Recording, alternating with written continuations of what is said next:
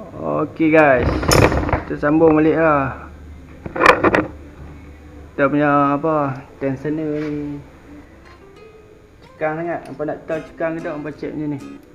Kat bawah ni, nampak tekan sikit. Tolak sikit.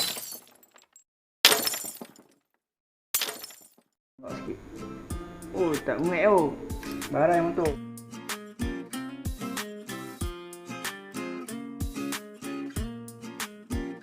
Oh.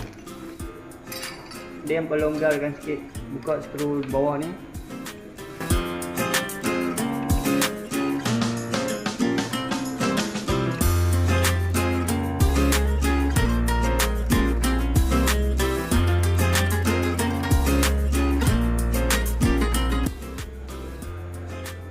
Tengok dia naik. Tengok. Kalau macam tu tengok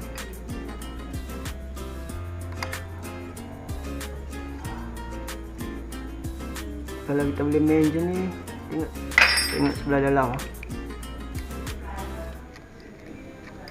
Mak kendor. Jadi kita ketatkan sikit. Ketatkan macam ni lah. Pakai tangan je. Kita akan tengok dia punya. Tengok lah. Dia buka kan. Dia main kan. Okay, kita kunci dengan tangan. Ketat dengan tangan. Okay, ketat dengan tangan, kunci. Kunci empat tahan lah.